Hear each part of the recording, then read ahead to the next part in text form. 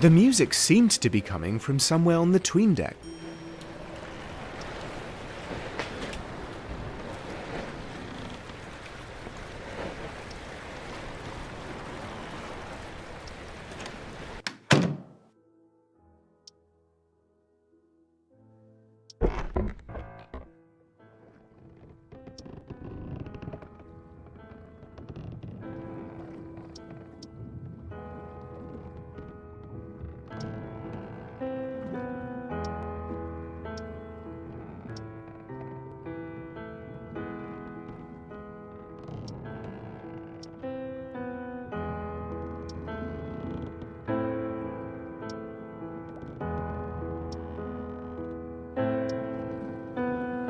My first vow is to never bow for the hurt and pain which cannot break me.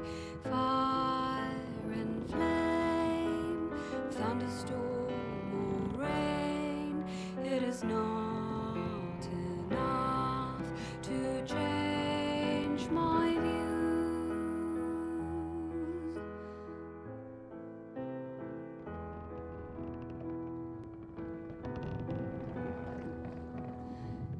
It's never been so strong, the fear that I don't belong. It's brought me to doing wrong, the fear that I don't belong. Second vow, not to weep about all the ways in which you betrayed me, for I know that I'm wanted, so little reason to stay with you. It's never been so strong, the fear that I don't belong.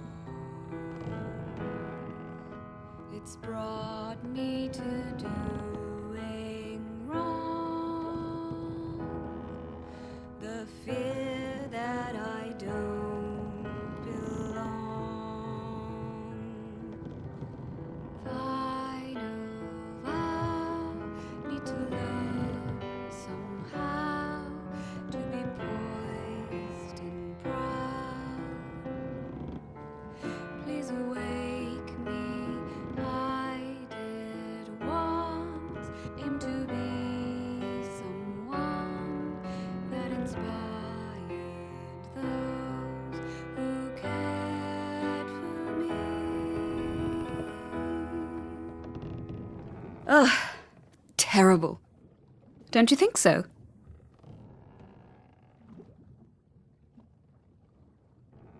I don't agree, miss. I really love to hear you play, but I'm afraid there are others that don't. Well, this thing is so horribly tuned, it sounds like a drowning cat. Oh, it's you! We haven't been properly introduced yet. I'm Tabitha Vesey. Nice to meet you. Devon Rensburg, was it? You know my name? I've heard all about your heroic actions with the insane boy. That was very brave of you, Devon. He died, miss. I wasn't a hero. I can't be a hero. Heroes don't let people die. I am sure you did everything you could to protect us from harm. For that, we owe you our deepest gratitude. What was that? I've no idea. Strange. When my uncle left for tea with the captain, I could swear I heard a howl of some sort. I figured it was the wind going through the piano, since the cover was partially open when I got here.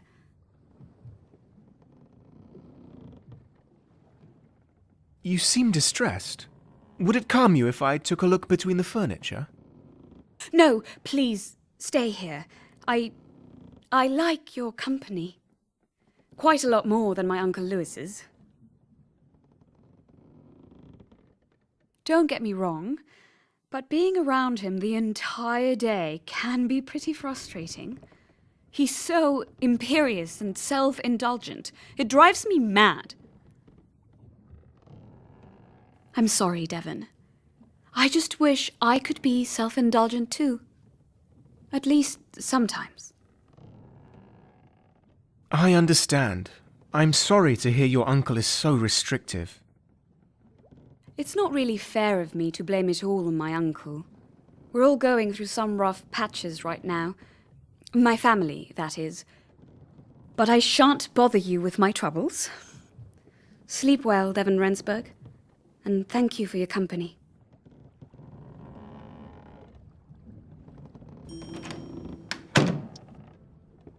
In the corner of the gun deck stood a piano.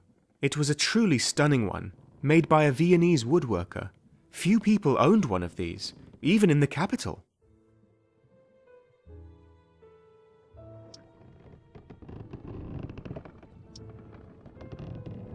The door to the cargo hold had been locked shut when we left the capital. A particular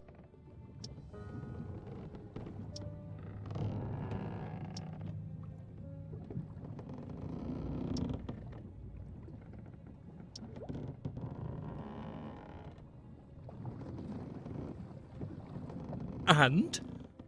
Did you find the siren?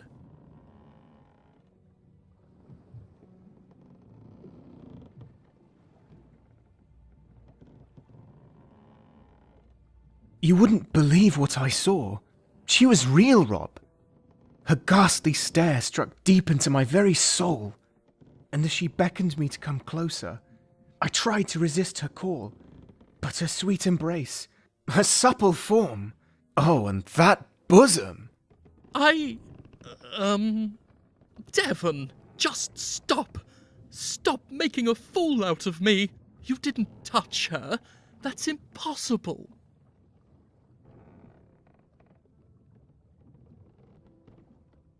There was no siren there, Rob. You're imagining things, as usual. But I could have sworn I heard a sound. This isn't funny, Devon. I'm going mad.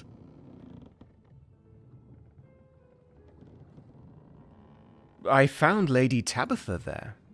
But that is all. What? Really? Oh, I'm such a fool. Thank you, Devon. Thank you for checking that out. Oh, and my apologies for keeping you awake.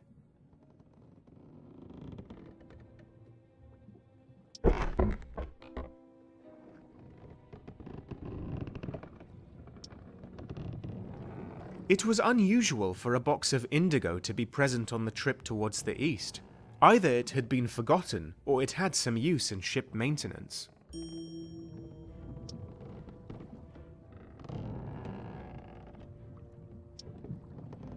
There was a trapdoor that led to where the ship's ballast was kept. Nothing but stones down there.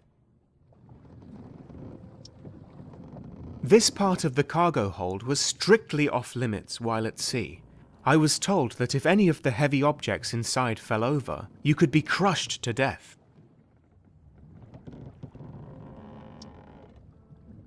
The carpet was soaked with Officer Brunswick's blood.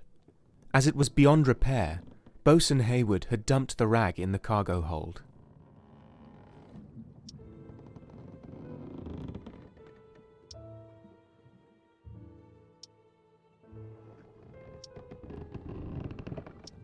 Sometimes people get drunk and rowdy, or they just turn out to be criminals. The place on the Herald where these individuals were kept was called the Brig.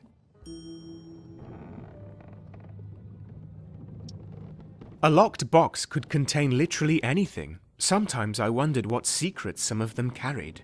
Probably just more of the senator's junk, though.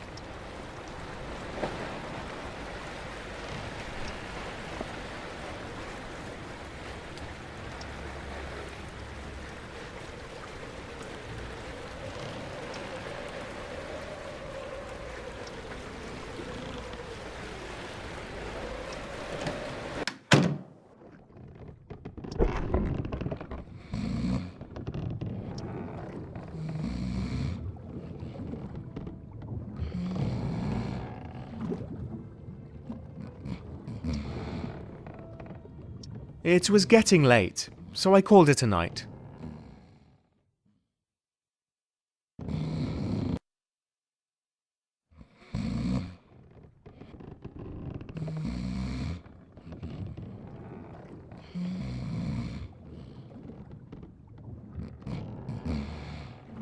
Psst! Devon! Devon, wake up! You are the only one I can trust with this!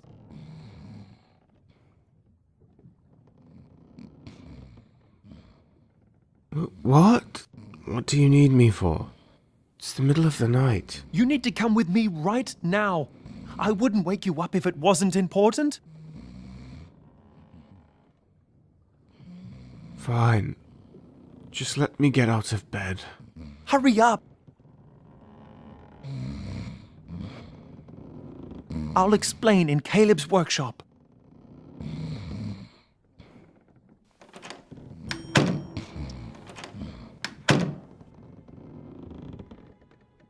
Listen to me, Devon. There is something in the galley.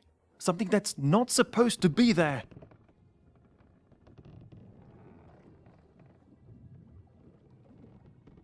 What do you mean, something? Are you sure it's not Undra? Does Undra often sound like a cat in heat at this hour? No? I thought not. I was turning the winch when I heard this faint wailing sound coming from the grate next to it. I had decided it was probably the wind when I suddenly heard it again while I was inspecting the bilge pump. But this time I saw something walk across the 'tween deck too.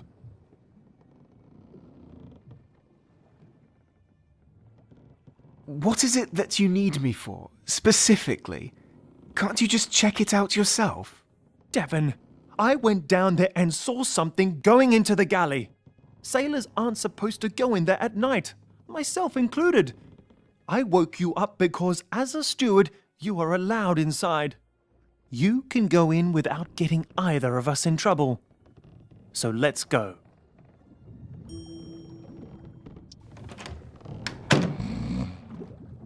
I needed to follow Lud.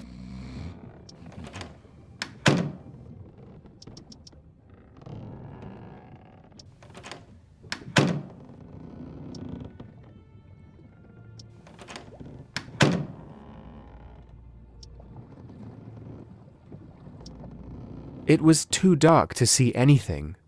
I needed a lantern.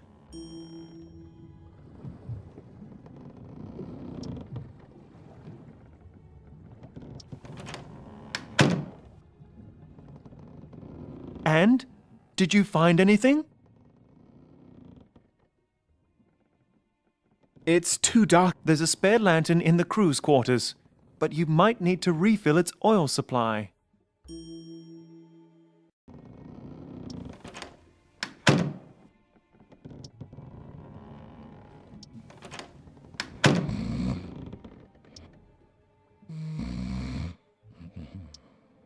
There was a lamp in the crew's quarters. I just needed some oil to refill it.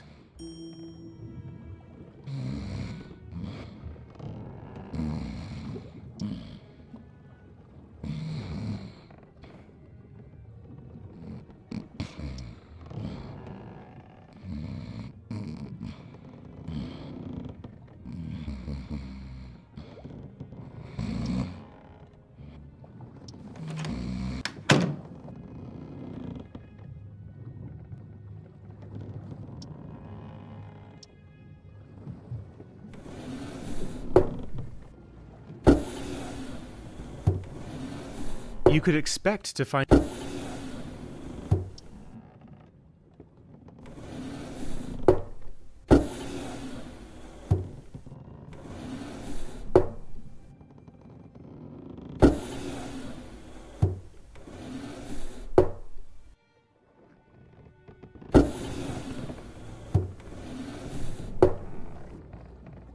There was an oil tin in the drawer.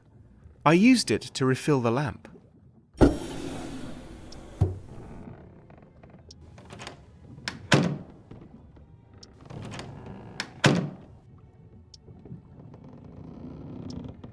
A flounder hung from...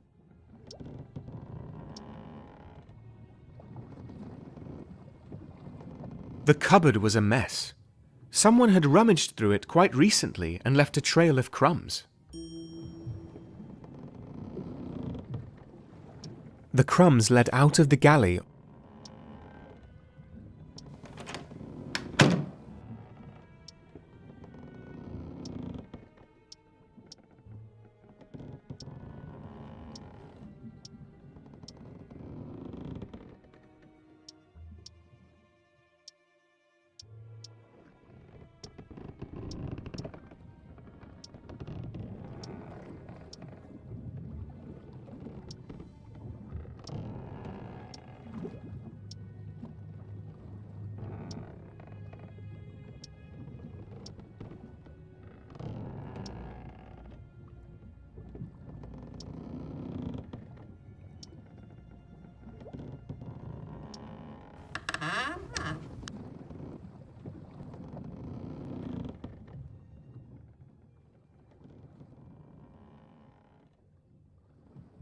Oh my!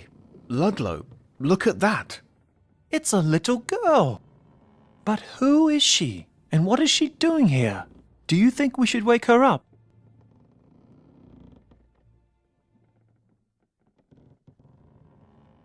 She looks so peaceful. But we need to know who she is. Let's wake her up.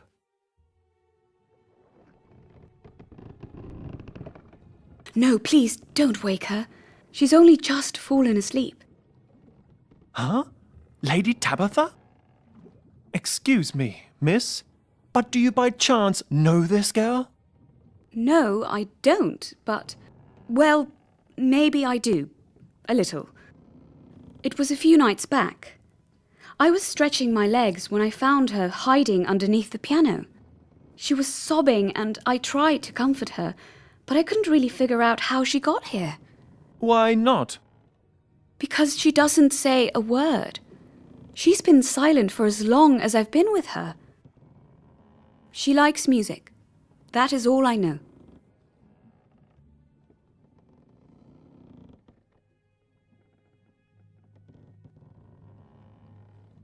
That's why you've been playing the piano at night?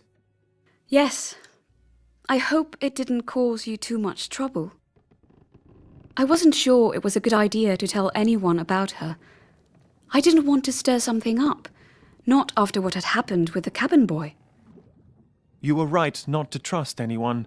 In my experience, the Protectorate handles stowaways quite harshly. Corporal punishment has only recently been banned for petty crimes, but trespassing, that is still a capital offence. But they wouldn't beat a girl, would they? I've seen it happen with boys. Why are girls any different? Punishment or not, if my uncle found out there was a stowaway on board, it would disgrace the captain. I don't want to be responsible for that.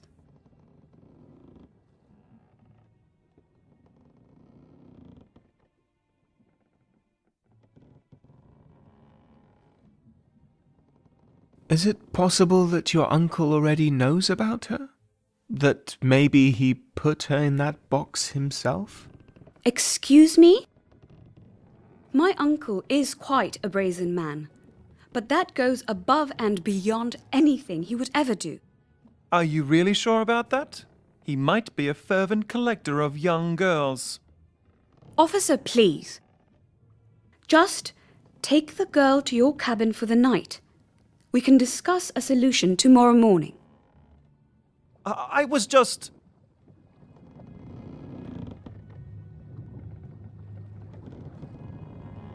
Fine, miss. I will take her to my cabin. Good night, gentlemen.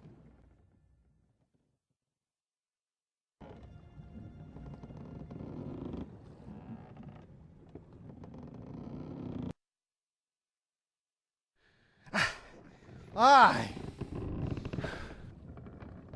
What are you doing? Just give me 5 minutes, Undra. I'll be right there. Danielle, you know it's your job to collect the eggs from the coops. I'm on my way already. Just How do you expect me to serve breakfast like this? By the time you are finished, it'll be time for luncheon. Scarumba! What? Stop bossing me around. Let someone else do it for once, okay?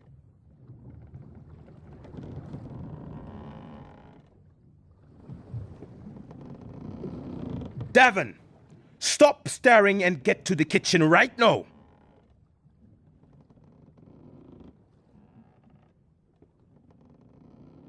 Don't bellow at me now. I haven't done anything. Well, maybe that is the problem. There's a pot of tea in the galley waiting to be served to Mr. Morton and his niece. Get to it, boy.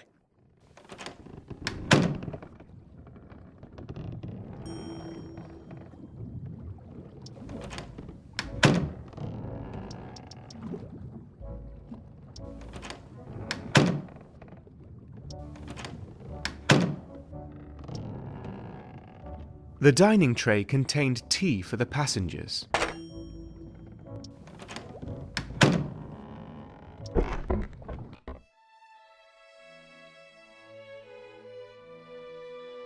Good morning, Devon. How are you?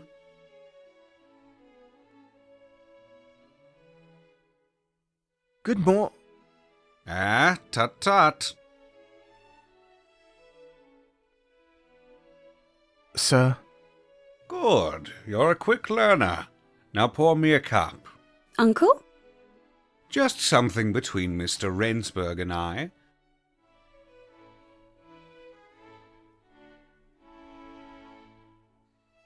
Now tell me, are you feeling well, my dear? Excuse me, Uncle? Last night you were out of bed, Tabitha. Can you please explain to me what you were doing at 3 in the morning? I was just... Go on. I'm just concerned about what you left the cabin for. I had to go and empty the chamber pot. Oh, I am so embarrassed, Uncle. You cannot ask a lady to speak such a thing in the presence of a servant. Of course. The chamber pot. Then why did I find this kerchief on my piano this morning? That is not mine, Uncle. I have no idea whom that belongs to. I've heard rumors of someone playing on my piano at night. But you were in our cabin most of the time, weren't you? Yes, Uncle, I was. Reading The Cry of the Children by Elizabeth Browning is truly splendid poetry. Drivel, my dear. So you would have me believe there's a sailor missing his frilly hanky? I am saying it might very well be the silk of a sailor's wife, Uncle. It can get very lonely when you are away from your beloved. And, as they say, music comforts the soul. Very well. I shall give this to the captain tonight. Let him sort it out. Good. Oh, and if you, by any chance, want to play the piano sometime, by all means, do ask. I would love to hear you play, Tabitha. Thank you, Uncle. Don't mention it.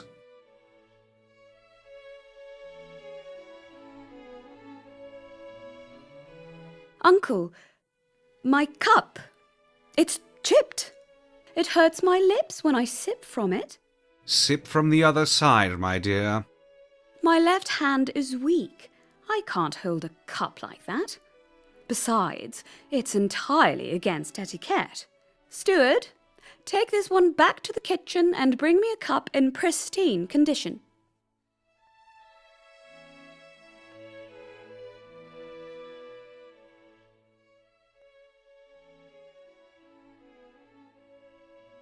And don't keep us waiting.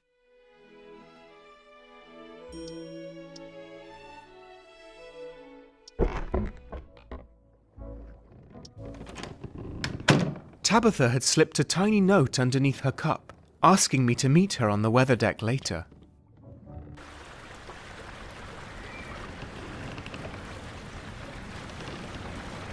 I see you got my message. Just pretend you are fanning me with that. Is this a joke? A ruse, Devon. To make people think you are merely doing your duties as a servant. My uncle is not a man who'd sit idly for more than a minute or two, so I figured we could only meet if I pretended to read here. In case he walks by, we just tell him that you were making sure I was well cared for.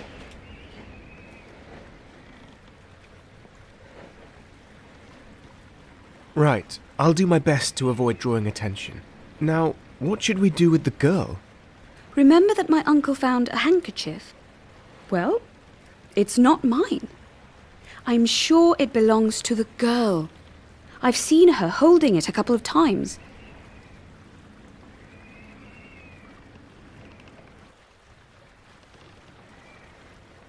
You need to get it back. You and your uncle share a cabin, right? You could take it from him when he's asleep. Not possible, Devon. He even noticed me leaving the cabin last night. I need some sort of distraction if I want to do something like that. What do you want me to do then?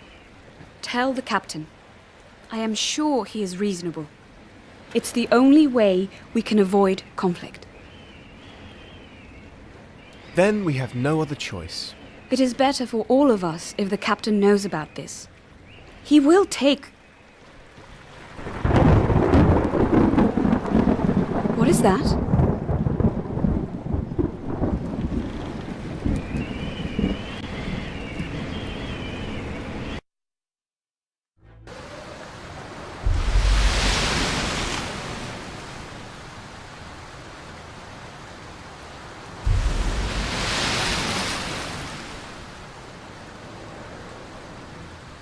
Rendsburg! It's coming straight at us! I need all the passengers to go to the deck house. Captain Hendricks, have you seen my uncle? In your cabin, Lady Tabitha. Go to him and take him to the dining saloon right away. It's safer there. I'll be on my way. Be careful when you take the stairs. They might be slippery. Rendsburg, have you seen Ludlow?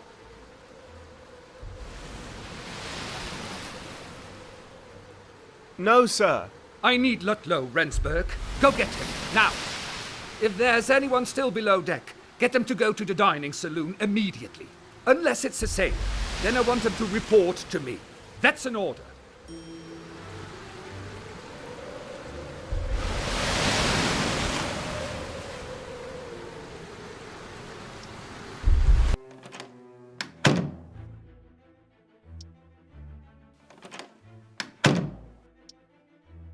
Ludlow's room was a bit of a mess.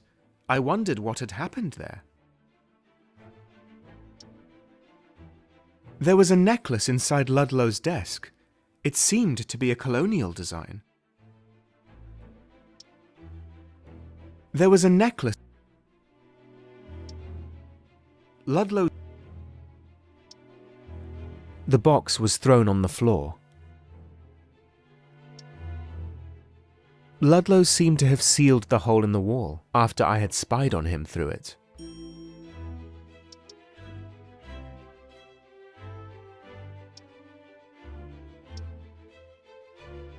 While going through Ludlow's room, I discovered several of Gerrig's missing laudanum bottles, all empty. I wanted to ask Ludlow before jumping to conclusions, but it was hard to not think the worst.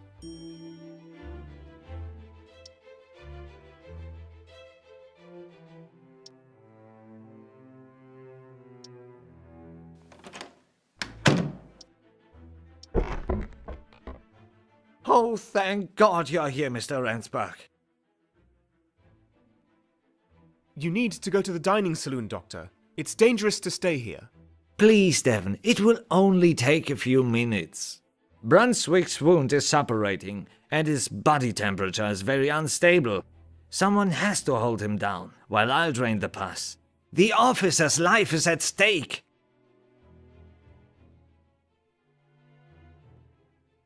I'll do whatever I can to help, but you have to go to the dining saloon when we're done.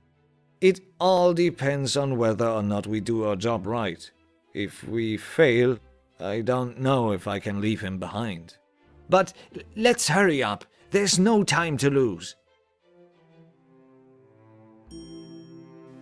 I tied his legs together with my belt, but you have to press his shoulders and arms down so he can't make sudden movements while I'll drain the pus. Are you ready, Mr. Rensburg?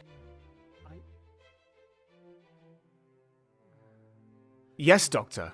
Let's get on with it. That's the spirit. Now listen to me, Rensburg. After I drain the pus, I will have to cut away the dead tissue as well to properly clean the wound. Please hand me the tools I need when I ask for them. I'll put them on the stool next to you. Listen carefully, Devon, and it should be very easy. Whenever I ask you for one of my tools, you will have to hand it to me. And please, don't mess up by giving me the wrong one. I need to focus. Ready now? Here we go. First, I need the syringe to drain the pus from the wound. So hand me the syringe, Devon. I had to decide if this was the right tool. Good, that should do it. Now I need you to give me the scalpel, so I can cut away the dead tissue. I wondered if this was... I need to sew the wound shut now. Can you hand me the needle and thread? Gehrig wanted one of... Don't forget to sterilize the needle by holding it in the candle flame for a few seconds. There was a candle on the stool. All done. Now, hand me the bandage so we can finish the job. It was one of Gehrig... Brilliant, Devon. This went a lot better than I had expected.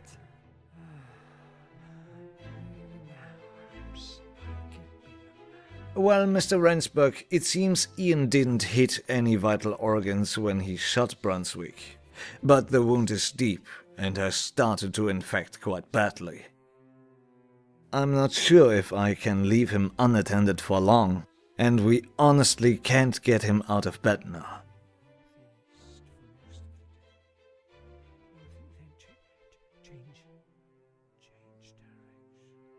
I understand this is very important, sir. You should stay and take care of Officer Brunswick.